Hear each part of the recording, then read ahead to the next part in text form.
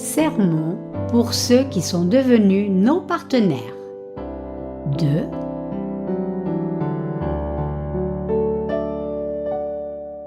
Paul C. Jong.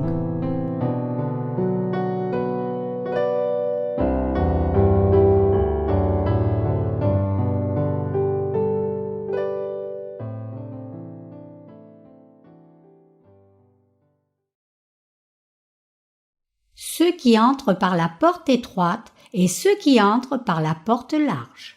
Matthieu 7, 13, 27. Entrez par la porte étroite, car large est la porte, spacieux est le chemin qui mène à la perdition, et il y en a beaucoup qui entrent par là. Mais étroite est la porte, resserré le chemin qui mène à la vie, et il y en a peu qui les trouvent. Gardez-vous des faux prophètes.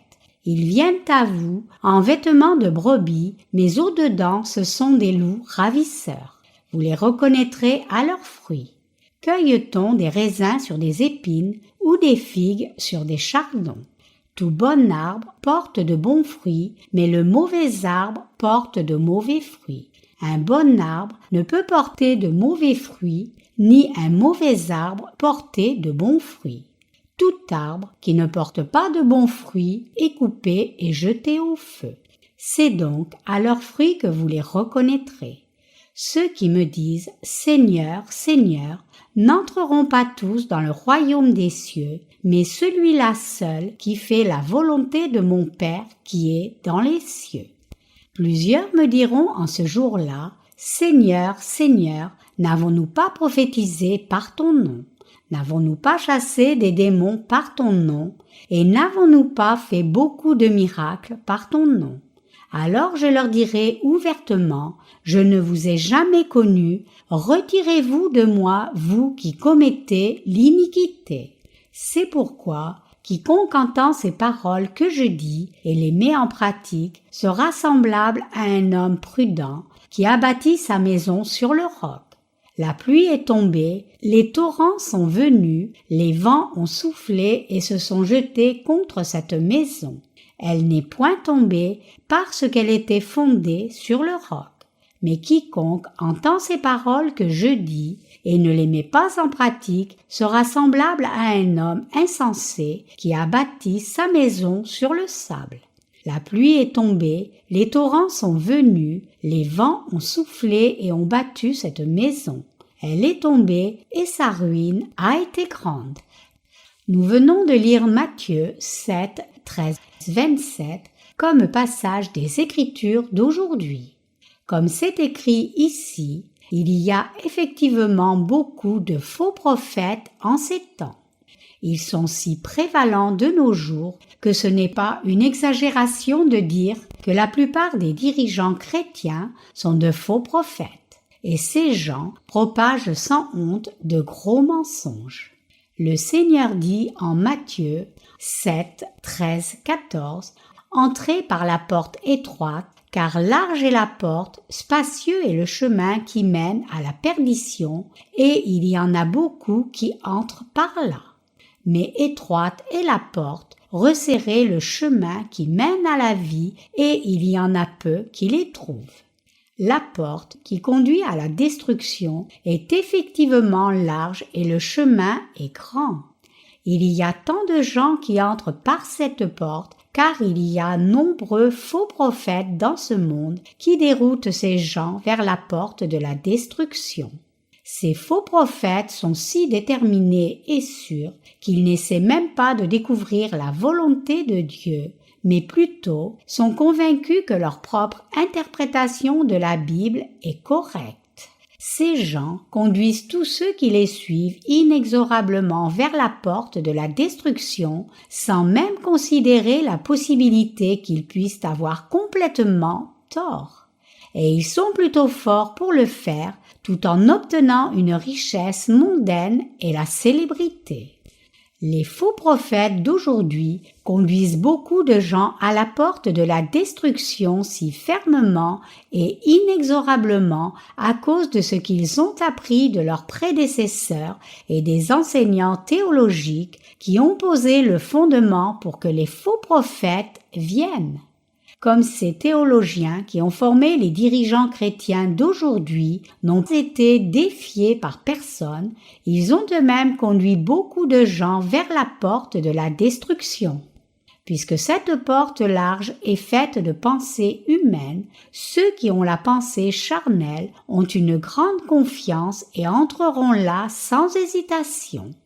Par contre, le Seigneur nous dit d'entrer par la porte étroite et il a aussi dit que puisque cette porte de la vie dont il a parlé est étroite et que son chemin est resserré, peu le trouvent.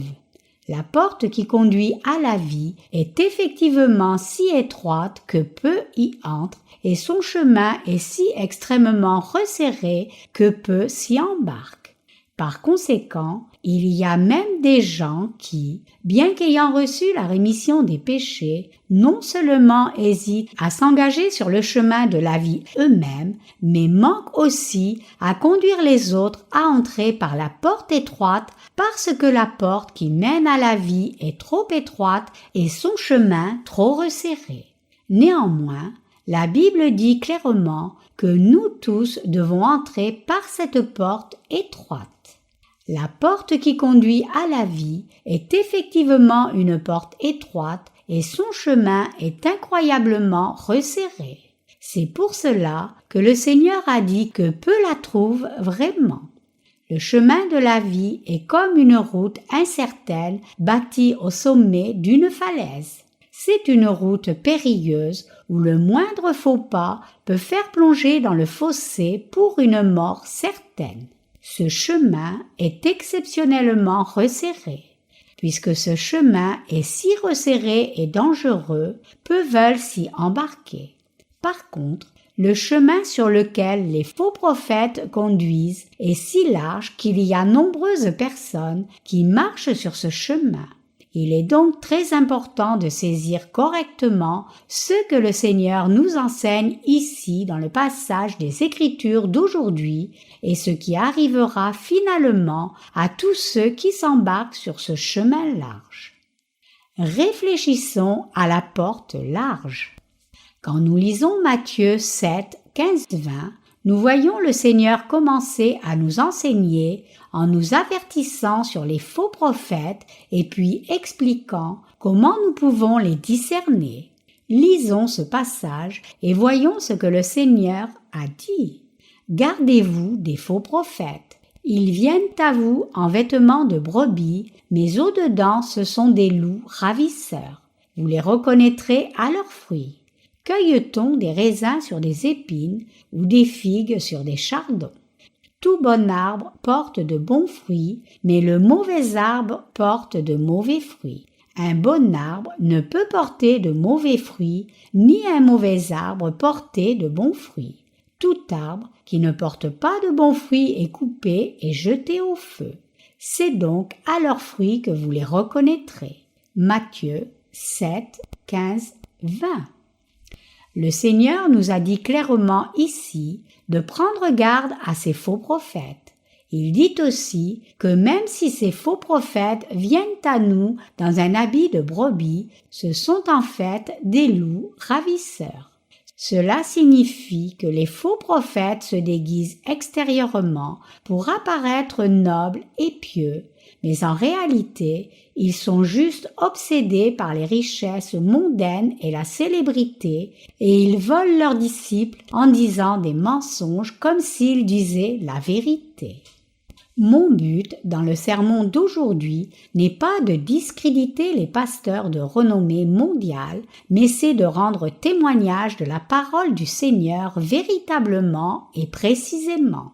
Les faux prophètes aujourd'hui pensent qu'ils ne font rien de mal. Même si tout ce qu'ils disent est mensonge, ils parlent avec tant de confiance et de conviction que leurs mensonges semblent vrais pour leurs disciples. Ces faux prophètes mentent comme cela dans le seul but d'extorquer de l'argent à leur assemblée. C'est pour cela que nous voyons tant de faux prophètes planifier et présenter tant de programmes superflus dans leurs églises.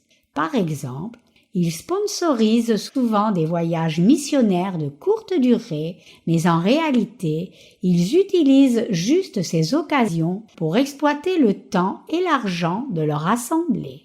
Et ils donnent des fonctions dans l'Église de façon incorrecte dans les mêmes buts encore d'exploitation. Je suis certain que vous avez regardé ces pasteurs prêcher à la télévision. Quand vous écoutez leurs sermons attentivement, vous pouvez voir combien c'est rempli de mensonges et combien ils essaient fort d'établir leur propre justice. Ils disent tant de mensonges qu'il est inévitable que tous ces mensonges soient exposés en chemin. En dépit de cela, cependant, tant de gens suivent toujours leurs enseignements et cela m'attriste profondément. Quiconque essaie de vous conduire sur le chemin large marche sur la voie de la destruction. Ce sont les faux prophètes qui essaient de conduire les chrétiens d'aujourd'hui à la destruction et quiconque les suit entre par la porte large. Ces chrétiens déroutés aiment écouter leurs pasteurs prêcher sur la prospérité matérielle. Les faux prophètes ne crachent rien d'autre que des mensonges complets lorsqu'ils ouvrent la bouche, et leurs sermons traitent toujours de comment prospérer en des termes charnels. Le Seigneur les a donc appelés loups ravisseurs. Il a dit aussi qu'il jugerait certainement leurs péchés. Pourquoi le Seigneur les a-t-il appelés faux prophètes et loups ravisseurs? C'est parce qu'ils ne croient pas en l'évangile de l'eau et de l'esprit et parce qu'ils sont complètement inconscients de ce vrai évangile. Le Seigneur dit, vous les reconnaîtrez à leurs fruits. Cueille-t-on du raisin sur des épines ou des figues sur des chardons? Matthieu 7, 16. Ce passage signifie que ceux qui ne croient pas en l'évangile de l'eau et de l'esprit ne peuvent amener personne à naître de nouveau par leurs sermons.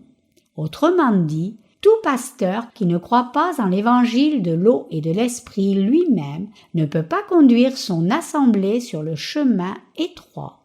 C'est pour cela que le Seigneur a dit « Cueille-t-on du raisin sur des épines ou des figues sur des chardons ?» Matthieu 7, 16. Pour les prédicateurs qui connaissent et croient en l'évangile de l'eau et de l'esprit, le fruit de leur travail est entièrement différent des autres. Les épines ne peuvent pas porter de bons fruits et un figuier porte toujours du bon fruit. Tout comme les épines ne peuvent pas être comparées aux figuiers, ceux qui ne connaissent pas l'évangile de l'eau et de l'esprit ne peuvent pas porter de vrais fruits dans leur assemblée, peu importe combien ils essaient de faire le ministère sincèrement, car ils ne peuvent pas prêcher ce qu'ils ne connaissent pas. Ils n'ont pas de conviction dans leur vérité auto-proclamée. Ils ne peuvent que servir dans la tromperie, peu importe combien ils essaient de ne pas le faire. Par conséquent, puisqu'ils sont incapables de prêcher l'évangile de l'eau et de l'esprit à leur assemblée, ils finissent juste par demander à leurs disciples de leur donner de l'argent. Avec ces mensonges, ils s'assurent l'obéissance de leur assemblée et ils exploitent finalement les gens dans leur propre but. Par exemple, ils sont enclins à prêcher même en des temps de difficultés économiques que si les disciples fréquentent fidèlement les réunions de prière matinales et servent le Seigneur diligemment, Dieu protégera leurs affaires de l'échec et les bénira pour qu'ils prospèrent. Pourquoi ces pasteurs mentent-ils à leur assemblée sans en avoir l'intention comme cela? C'est parce qu'ils ne sont eux-mêmes pas vraiment nés de nouveau. C'est parce qu'ils n'ont pas le Saint-Esprit qui demeure seulement dans un cœur sans péché. C'est pour cela que le Seigneur dit qu'aucun mauvais arbre, c'est-à-dire personne qui n'est pas né de nouveau, ne peut porter de bons fruits. Dans le temps, en Corée, les épines étaient utilisées comme combustible. Quand les gens sortaient pour ramasser des épines, ils portaient des gants de cuir pour éviter d'être piqués par les épines. Les épines sont complètement inutiles si ce n'est qu'à être brûlées. On les utilise seulement comme combustible. Bien que les épines soient faciles à allumer et hautement inflammables, elles ne donnent pas de fruits comestibles. C'est pour cela que le Seigneur fait une analogie avec les épines et les chardons pour expliquer les faux prophètes, disant qu'il les jetterait dans le feu à la fin.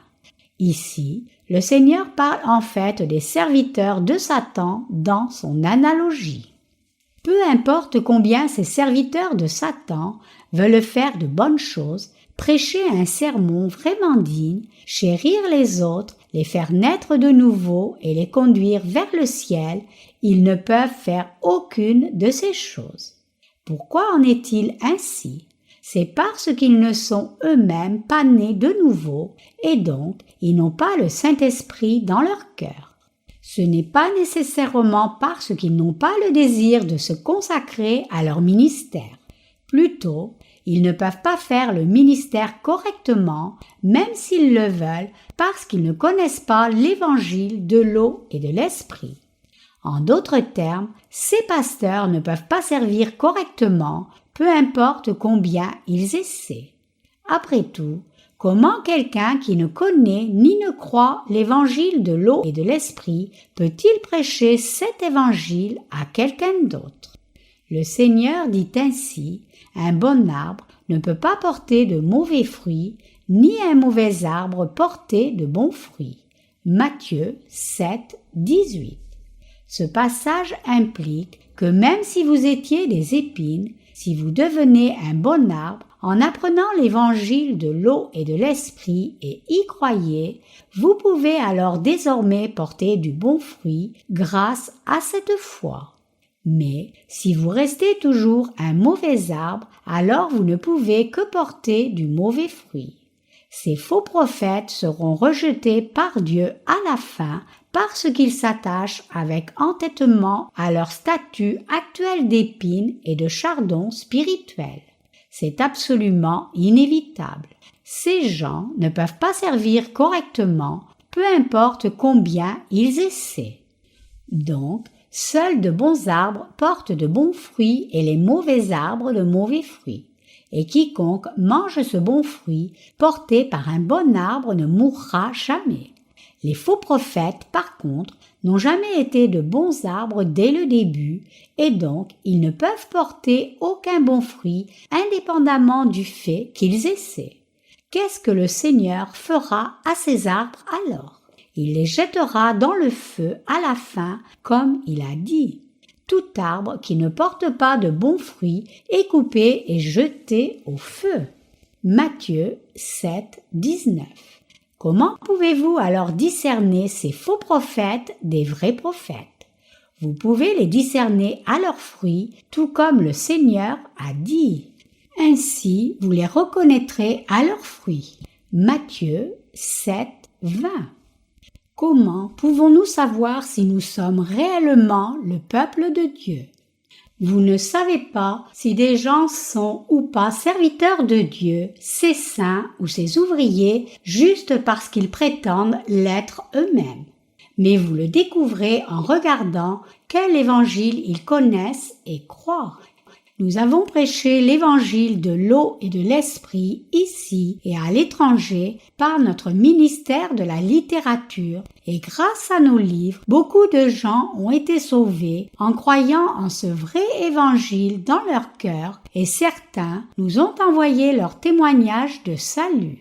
C'est parce que nous avons prêché l'évangile de l'eau et de l'esprit à ces gens qu'ils ont reçu la rémission des péchés en lisant nos livres attentivement.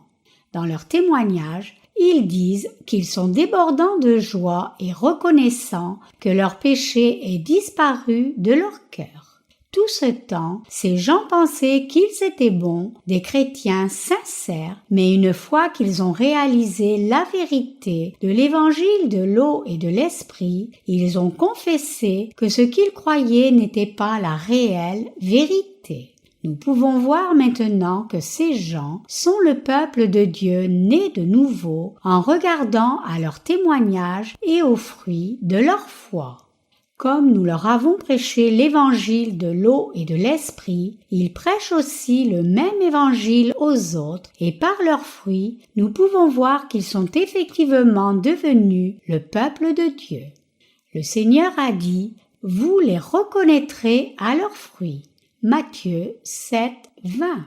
Cela signifie que c'est en regardant aux fruits des gens que nous pouvons savoir s'ils sont réellement serviteurs de Dieu, son peuple et ses ouvriers ou juste des fraudeurs spirituels. Les faux prophètes, en d'autres termes, se reconnaissent à leurs fruits. C'est donc Jésus-Christ lui-même qui témoigne que l'évangile de l'eau et de l'esprit que nous prêchons est la vérité et que notre foi est la vraie foi. L'évangile de l'eau et de l'esprit que nous croyons est la vérité. Nous tous qui croyons en l'évangile de l'eau et de l'esprit sommes les ouvriers de Dieu et son peuple. Nous pouvons reconnaître notre statut en regardant clairement notre foi en cet évangile authentique, mais notre connaissance devient encore plus solide parce que la parole de Dieu dans nos cœurs rend témoignage de notre salut et nous croyons cette parole de Dieu. Dans nos cœurs se trouve la parole de l'évangile de l'eau et de l'esprit par lequel nous avons reçu la rémission des péchés et cette parole agit en nous. Le Saint-Esprit dans nos cœurs nous enseigne et atteste que l'évangile de l'eau et de l'esprit est la parole de Dieu, la vérité même du salut que le Seigneur Jésus nous a donné. Le Saint-Esprit nous dit que nous tous, qui croyons en l'évangile de l'eau et de l'esprit, sommes les serviteurs de Dieu qui marchent sur le chemin étroit et conduisent les autres vers le chemin de la vie. Qui entre par la porte étroite? Il est écrit en Matthieu 7, 21. Ceux qui me disent « Seigneur, Seigneur » n'entreront pas tous dans le royaume des cieux, mais celui-là seul qui fait la volonté de mon Père qui est dans les cieux. Nous ayant dit d'entrer par la porte étroite, le Seigneur nous explique maintenant quel genre de gens entrent par cette porte étroite et conduisent aussi les autres à cette porte de la vie. Ici, le Seigneur dit que seuls ceux qui font la volonté de son Père dans les cieux peuvent entrer par la porte de la vie. Alors, qui sont ces gens dont le Seigneur a parlé qui font la volonté de son Père dans les cieux? Ce sont ceux qui entrent non seulement par la porte étroite eux-mêmes, mais guident aussi les autres qui ne connaissent pas encore l'évangile de l'eau et de l'esprit vers la porte étroite, la porte de vie. Ce ne sont autres que ces gens qui font la volonté de Dieu le Père. Qui parmi nous fait la volonté de Dieu le Père alors? Quelqu'un qui fait la volonté de Dieu le Père mènerait-il une vie confortable charnellement dans ce monde ou une vie difficile? Ces gens font face à beaucoup de difficultés dans leur vie. Bien que tous ceux qui font la volonté de Dieu le Père soient bénis spirituellement, ils ont un grand nombre de difficultés dans la chair. Pourquoi est-il si difficile dans la chair de suivre la volonté de Dieu? C'est parce que nous-mêmes devons aussi entrer par la porte étroite. Et c'est aussi parce que nous devons combattre les faux prophètes qui conduisent tant de gens à la destruction. De plus, nous devons guider tout le monde vers la porte de la vie. Donc, entrer par la porte étroite, c'est embarquer pour un voyage difficile, ce qui pèse lourd sur nos corps et esprits. Beaucoup de ceux qui mènent une telle vie font face à la persécution physique et spirituelle. Cependant, il n'y a qu'un seul moyen pour nous de faire la volonté de Dieu le Père. Ce n'est pas comme s'il y avait d'autres moyens de faire la volonté de Dieu, il n'y a qu'un seul moyen. C'est pour cela que nous devons obéir à la volonté du Seigneur plutôt que la volonté de nos parents, frères et sœurs, épouses, proches ou amis, ou même notre propre volonté. Nous devons nous soumettre complètement au Seigneur. puisque tous ceux qui font la volonté de Dieu le Père doivent renoncer à eux-mêmes et parfois même désobéir aux désirs de leurs propres parents, ils doivent lutter sur beaucoup de sujets et subir beaucoup de pertes dans ce monde. Ces gens qui font la volonté de Dieu le Père ont beaucoup de difficultés comme cela parce qu'ils essaient de conduire les autres vers la porte étroite et le chemin de la vie. C'est dur de servir la volonté du Seigneur par la foi. Mais malgré cela, nos cœurs sont en paix. Effectivement, en dépit de nombreuses difficultés que nous devons supporter, nous sommes heureux d'obéir à la volonté du Seigneur. Il y a quelque temps, j'étais trop occupée par d'autres tâches pour accorder assez d'attention à la relecture de mon manuscrit. Donc, j'étais obligée de transmettre certaines parties du manuscrit pour traduction sans les relire attentivement comme j'aurais dû. Mais plus tard, quand j'ai repris le manuscrit, j'ai vu beaucoup de fautes. Je ne les avais pas vues plus tôt parce que j'étais trop occupée, mais quand j'ai finalement trouvé du temps pour parcourir le manuscrit plus attentivement, j'ai vu beaucoup de parties qui avaient besoin de révision. Comme cette reprise a rendu le travail plus difficile aux traducteurs et aux éditeurs, j'étais désolée pour eux et j'ai décidé d'être plus vigilant et attentif en préparant un manuscrit. Donc, dernièrement, j'ai été très occupée à réviser mes manuscrits. Comme la Bible dit la vérité et que cette vérité est expliquée dans nos livres sur l'Évangile, j'ai toute confiance que tous ceux qui les liront vont comprendre. Étant donné le fait que le Seigneur lui-même dit dans la Bible « Gardez-vous des faux prophètes, ils viennent à vous en vêtements de brebis, mais au-dedans sont des loups ravisseurs. » Matthieu 7, 15. Il n'y a pas de raison que les pasteurs d'aujourd'hui, qui ne connaissent ni ne croient l'évangile de l'eau et de l'esprit, ne puissent réaliser qu'ils sont eux-mêmes des loups. S'ils lisent la Bible et nos livres sur l'évangile, ils peuvent réaliser directement qui ils sont réellement. Dans mon cas, j'ai pu me connaître moi-même avant même de connaître l'évangile de l'eau et de l'esprit. Je savais que la parole de Dieu me parlait. Le passage des Écritures d'aujourd'hui est particulièrement révélateur. Comme tout faux pasteur peut réaliser dans ce passage que le Seigneur ne parle à nul autre qu'à lui. Si les pasteurs d'aujourd'hui, qui n'ont pas reçu la rémission des péchés, ne peuvent pas comprendre ce passage des Écritures, c'est que leur conscience a été scellée au fer rouge. Ces gens sont des fraudeurs spirituels. Ce ne sont pas plus que des mercenaires qui ont étudié la théologie et font le ministère devant les gens juste pour s'enrichir eux-mêmes. Même pour nous qui croyons en l'évangile de l'eau et de l'esprit, il est très difficile de faire la volonté de Dieu le Père. Cependant, nous devons toujours marcher sur cette voie, peu importe combien c'est difficile, et faire la volonté de Dieu le Père. Et nous marchons effectivement sur ce chemin en ce moment précis. C'est le désir de notre cœur de prêcher la vérité de l'évangile de l'eau et de l'esprit aux gens du monde entier qui ne connaissent pas encore ce vrai évangile, indépendamment qu'ils aient ou non des faux prophètes. Nous voulons prêcher l'évangile de l'eau et de l'esprit à travers notre ministère de la littérature aussi bien que notre ministère sur Internet. Nous entendons parfois des nouvelles décourageantes de nos partenaires disant que lorsqu'ils ont partagé nos livres avec leurs connaissances, celles-ci n'ont pas été impressionnées et ont même critiqué le contenu des livres. Nous avons expérimenté de tels cas nombreuses fois nous-mêmes.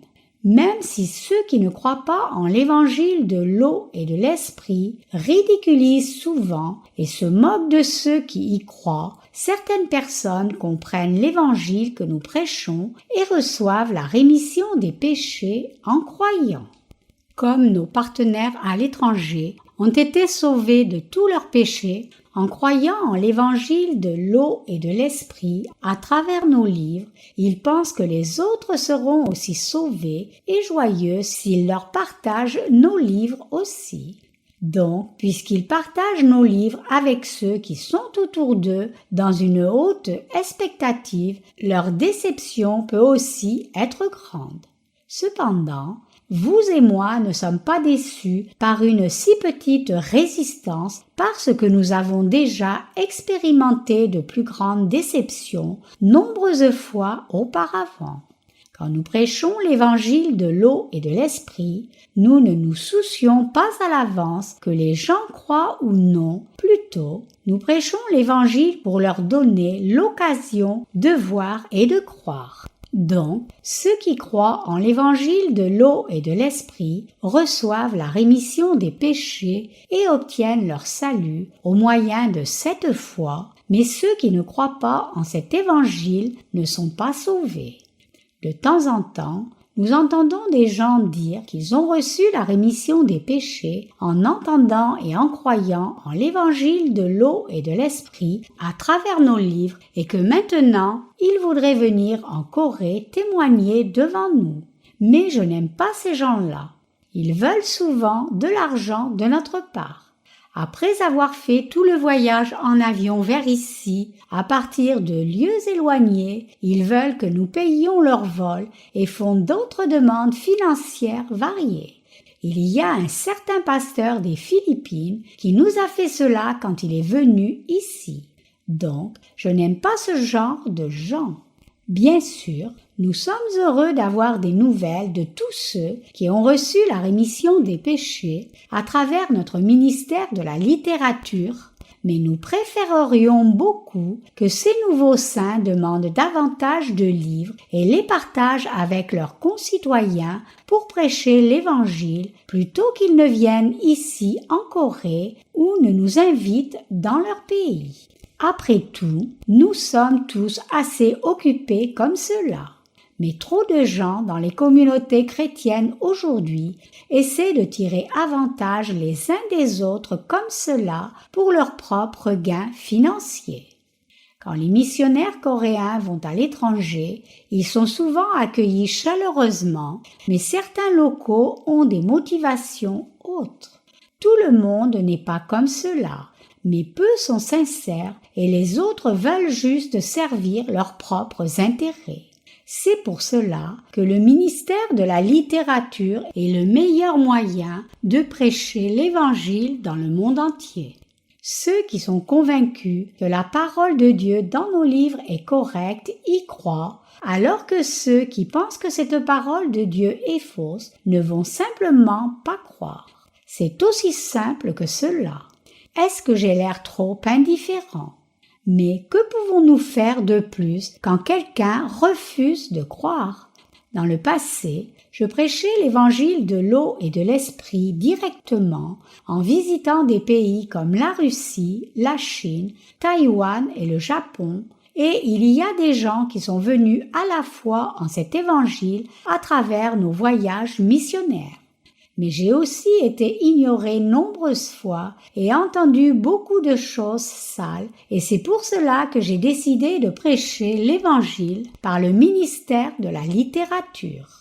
En Corée aussi, il y a beaucoup de dirigeants chrétiens qui conduisent leur assemblée sur le chemin large spirituel.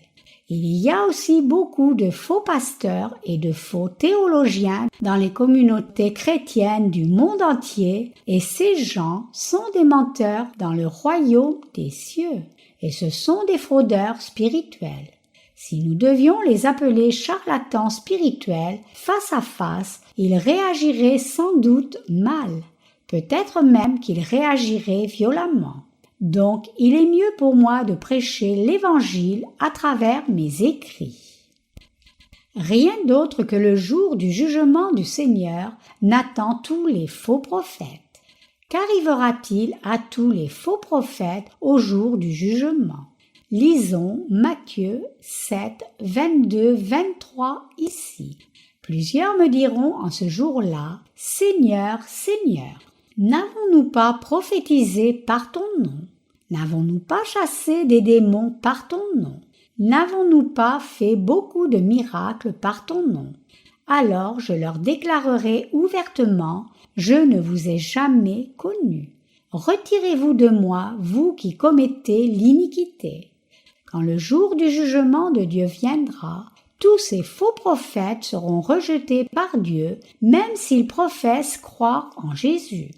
Le Seigneur lui-même a dit que ce serait ce qu'il ferait quand il a dit « Alors je leur déclarerai ouvertement, je ne vous ai jamais connus, retirez-vous de moi, vous qui commettez l'iniquité. » Tous les faux prophètes qui servent dans les communautés chrétiennes d'aujourd'hui seront rejetés par le Seigneur au jour du jugement dernier.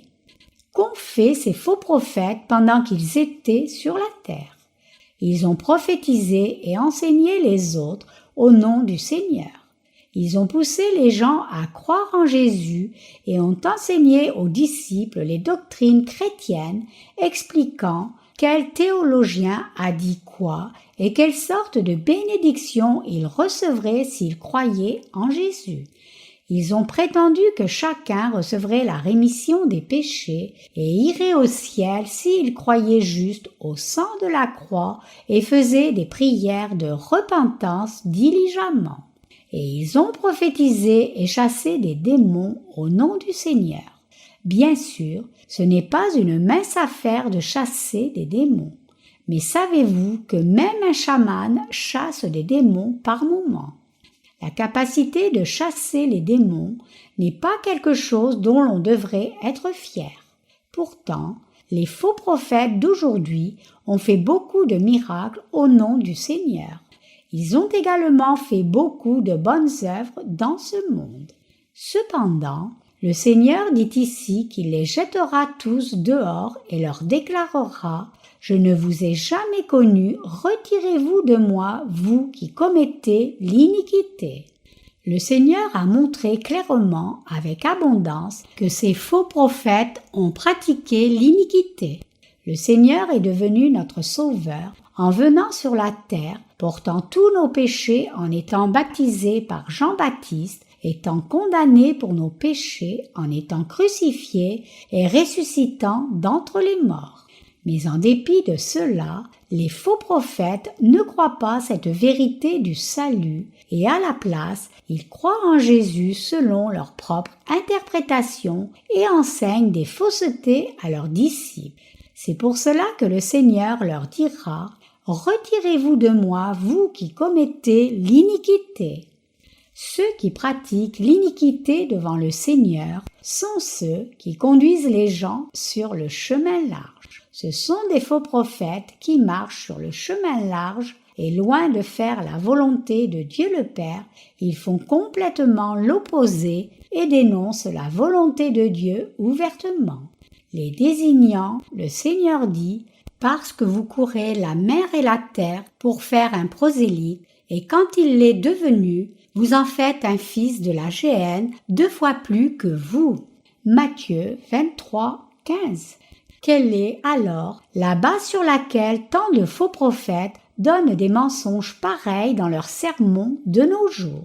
C'est parce qu'ils ont appris les mauvaises leçons de leurs formateurs théologiques. C'est parce que leurs enseignants théologiques leur ont enseigné ce que Jean Calvin et Martin Luther ont dit. Qui étaient Jean Calvin et Martin Luther? C'étaient simplement des théoriciens mal préparés. Comment les enseignements des théologiens peuvent-ils être la vérité alors? Dans la majorité du christianisme, ce sont les théologiens qui fixent les sujets doctrinaux et donc les pasteurs croient juste ce que ces théologiens leur enseignent. De plus, ces pasteurs eux-mêmes ne sont pas certains des doctrines qu'ils ont apprises, mais ils enseignent quand même ces fausses doctrines à leur assemblée. Étant donné le fait que l'évangile de l'eau et de l'esprit est la vérité, tout ce que l'on doit faire pour obtenir le salut, c'est écouter ce vrai évangile sans préjugés et y croire. Pourquoi quelqu'un devrait-il se soucier de ce que certains théologiens ont dit? Indépendamment de la célébrité d'un théologien, chacun de ses enseignements devrait être examiné avec la loupe de la parole de Dieu pour vérifier qu'il soit correct. Beaucoup de dirigeants chrétiens de nos jours prêchent les déclarations de ces théologiens pensant que c'est vrai, mais ces théologiens n'ont pas du tout de connaissance de l'évangile de l'eau et de l'esprit. C'est pour cela que les pasteurs qui ont été enseignés par ces théologiens sont incapables de prêcher l'évangile de l'eau et de l'esprit à leur assemblée. Vous pouvez alors vous demander comment je le sais si bien, mais vous-même le réaliserez aussi si vous réfléchissez à leurs enseignements en vous basant sur la parole de l'eau et de l'esprit. On reconnaît un arbre à son fruit. Étant donné le fait que nombreux pasteurs aujourd'hui sont de faux prophètes, comment les théologiens qui les ont enseignés peuvent-ils être de vrais prophètes? Les faux prophètes ne peuvent que produire plus de faux prophètes. Quelqu'un peut-il alors recevoir la rémission des péchés en lisant beaucoup de leurs livres ou en écoutant beaucoup de leurs sermons? Non, c'est non seulement impossible, mais ces théologiens seront aussi rejetés par le Seigneur au dernier jour. Peu importe combien ils sont fiers d'eux-mêmes et combien ils se vantent avec confiance de l'orthodoxie de leur dénomination devant leur assemblée, ils seront tous rejetés par le Seigneur. De quoi ces gens peuvent-ils être fiers alors qu'ils seront rejetés par le Seigneur? Mais sur la terre, ce sont ces gens-là qui demandent leur respect. Mais qu'arriverait-il si leurs sermons étaient traduits en différentes langues et sujets à être scrutés de près? Qu'arriverait-il si leur foi était testée devant le Seigneur? Devant Dieu, ils ne peuvent pas avoir d'assurance à moins de n'avoir aucune conscience. S'ils ont au moins une conscience, ils ne peuvent que pleurer de tristesse et se cacher avec honte. Mais comme une grenouille dans une flaque, ils se pavanent dans leur propre petit monde, pensant qu'ils sont les meilleurs. Même si je vous prêche en ce moment, ce sermon doit être examiné pour voir s'il est correct ou non aux yeux du Seigneur. Si je vous mens dans mon sermon, alors même si je suis capable de vous tromper, je ne peux pas tromper le Seigneur. Chacun des faux prophètes sera détruit quand le Seigneur reviendra. Qui sont alors ceux qui pourront supporter le jugement? Lisons Matthieu 7, 24-25 ici. C'est pourquoi quiconque entend ces paroles que je dis et les met en pratique sera semblable à un homme prudent qui a bâti sa maison sur le roc. La pluie est tombée, les torrents sont venus, les vents ont soufflé et se sont jetés contre cette maison. Elle n'est point tombée parce qu'elle était fondée sur le roc. Il est écrit ici que quiconque entend les enseignements du Seigneur et les pratique est comme un homme sage qui a bâti sa maison sur le roc. Qui a la foi qui ne s'écroule pas même devant le jugement de Dieu? Ce sont ceux qui ont bâti le fondement de leur foi sur le roc et suivent la volonté de Dieu le Père. Le Seigneur dit, c'est pourquoi quiconque entend ces paroles que je dis et les met en pratique sera semblable à un homme prudent qui a bâti sa maison sur le roc. Ici, entendre les paroles du Seigneur, c'est écouter et croire la parole de Dieu, particulièrement la parole de l'évangile de l'eau et de l'esprit, à travers laquelle le Seigneur nous a sauvés. Donc, ceux qui ont reçu la rémission des péchés et obtenu leur salut, en croyant en l'évangile de l'eau et de l'esprit, sont comme un homme sage qui a bâti sa maison de foi sur la parole de Dieu solide comme le roc. Ce passage est encore plus approprié par ce temps où une tempête sérieuse fait rage dehors maintenant même. Qu'arriverait-il si vous construisiez une maison sur le sable?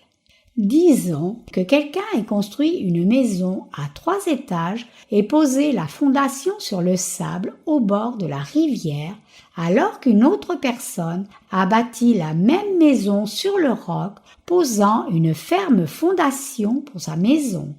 À part le lieu de la fondation, les 2 maisons ont été bâties avec les mêmes matériaux de la même façon. Imaginez maintenant qu'un jour, il se met à pleuvoir fortement. Qu'arriverait-il alors?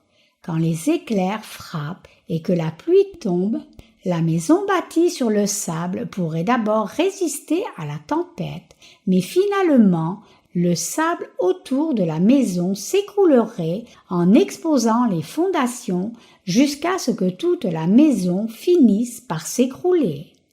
Par contre, la maison bâtie sur le roc peut facilement résister à beaucoup d'inondations, à moins qu'elle ne soit frappée par un grand ouragan ou un tsunami. Bien que la fondation puisse être inondée, la maison elle-même n'est pas affectée. Donc, quand l'inondation est terminée, la maison reste toujours debout. Qui a la foi qui est bâtie sur le roc alors?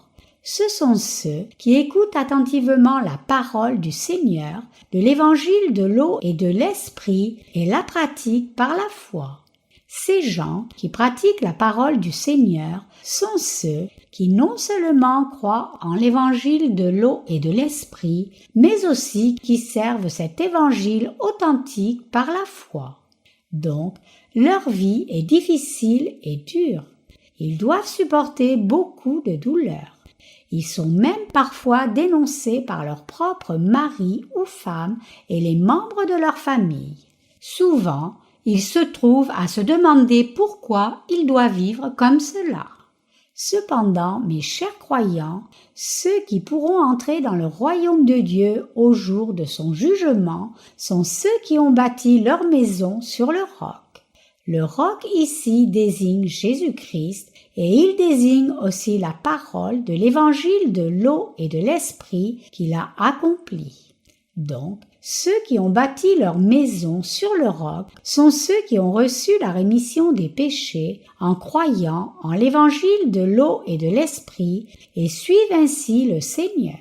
Ces gens vont persévérer même au jour du jugement. Qui ne tiendra pas alors au jour du jugement? Lisons Matthieu 7, 26, 27 ici. Mais quiconque entend ces paroles que je dis et ne les met pas en pratique sera semblable à un homme insensé qui a bâti sa maison sur le sable. La pluie est tombée, les torrents sont venus, les vents ont soufflé et ont battu cette maison. Elle est tombée et sa ruine a été grande. Ce passage nous montre clairement que ceux qui seront condamnés par Dieu au jour du jugement sont ceux qui ne pratiquent pas la parole de Dieu en dépit de l'avoir entendue. Ces gens ne peuvent pas marcher selon la parole du Seigneur même s'ils le veulent. Ils ne peuvent pas vivre selon la volonté de Dieu même si c'est ce qu'ils veulent. Comme nous le savons tous très bien, quand le jour du jugement viendra, tous ces gens seront condamnés. Ils peuvent avoir l'air d'aller bien maintenant, mais ils seront certainement rejetés par le Seigneur quand le jour du jugement viendra. Le Seigneur dit ici dans la Bible, « Entrez par la porte étroite, car large est la porte, spacieux est le chemin qui mène à la perdition, et il y en a beaucoup qui entrent par là. Mais étroite est la porte, resserré le chemin qui mène à la vie, et il y en a peu qui les trouvent. » Matthieu 7, 13, 14. Ce n'est pas une figure de style, ni un simple effet littéraire, mais c'est la vérité absolue. Chaque faux prophète sera condamné au jour du jugement, alors que le peuple de Dieu et ses serviteurs qui obéissent à sa parole vont échapper au jugement et entrer dans le royaume des cieux. Quiconque pratique la parole de Dieu entrera certainement au ciel. Notre Seigneur a dit que la chute des faux prophètes sera grande au jour dernier, car leur maison est bâtie sur le sable, et donc ces maisons s'écrouleront quand la pluie tombera, la crue viendra, et le vent soufflera et les frappera. Cela arrivera à tous les faux prophètes parce qu'ils ont bâti leur maison de la foi sur leurs propres hypothèses et pensées. C'est pour cela que leur chute sera si grande au dernier jour. Ils ne tomberont pas seulement progressivement, mais ils s'écrouleront d'un seul coup. Une maison qui est bâtie sur le sable ne peut pas résister quand les flots viennent, comme le courant balayera sa fondation et fera tomber toute la maison en un instant. Et tout comme cette maison qui est bâtie sur le sable, tous les faux prophètes s'écrouleront tout d'un coup à la fin. Le Seigneur nous avertit sur ces faux prophètes ici dans le passage des Écritures d'aujourd'hui, nous enseignant à bâtir nos maisons de foi sur le roc. Il y a beaucoup de faux prophètes dans ce monde. Comme ces gens sont complètement inconscients de la destruction qui les attend au dernier jour, ils propagent avec confiance nombreux mensonges sur cette terre en prétendant qu'elle est toujours en sécurité et paisible. Mais ils seront tous certainement détruits. Même si dans nos pensées charnelles, nous nous demandons parfois pourquoi ces faux prophètes sont si prospères alors que nous luttons tellement, mais le jour du jugement les approche rapidement. Et quand le jour du jugement viendra, cette terre sera aussi complètement ruinée. Avec les nombreux désastres qui frapperont le monde, la race humaine entière périra. Il n'y a personne qui survivra à cet avenir terrible. Tous les faux prophètes devraient donc se repentir, réalisant que le jour du jugement vient. Mais parce que leurs oreilles sont fermées, ils ne nous écoutent pas, peu importe combien nous crions fort. Les bêtes qui périssent sont heureuses et contentes tant qu'elles ont assez de nourriture pour aujourd'hui et même si leur destruction est toute proche. Par contre, ceux qui guident les autres vers la porte de la vie continuent à pratiquer la parole du Seigneur, même si c'est difficile et dur. Donc, je vous demande de supporter vos épreuves par la foi et de vivre dans l'espérance. Même si parfois les choses ne vont pas dans votre sens, nous devons supporter nos difficultés par la foi. Nous devons vivre notre foi en réalisant ce que le Seigneur nous a enseigné sur ces faux prophètes qui entrent par la porte de la destruction. Donc, j'espère et prie que nous apprenions tous cette leçon précieuse du passage des Écritures d'aujourd'hui. Dans un futur qui n'est pas loin, le jour du jugement viendra certainement dans ce monde. Le jour du jugement pourrait même venir sur terre durant notre vie. Il pourrait venir sur le monde bien plus vite que qui que ce soit ne l'ait attendu. Bien que le jour du jugement puisse être venu doucement au départ, une fois qu'un certain point sera atteint, cela arrivera à toute vitesse. Une boule de neige qui roule peut ne pas sembler si grande et menaçante au début, mais il ne faut pas longtemps avant qu'elle ne grandisse à la taille d'une maison et ne démolisse tout sur son passage. Ainsi, nous croyons que le jour du jugement approche de ce monde rapidement, mais en même temps, nous croyons aussi que le Seigneur nous permettra de remplir toutes les tâches qu'il nous a confiées. J'espère et prie que Dieu protège son Église, bénisse tous ses serviteurs et saints de par le monde et veille sur eux tous. Alléluia.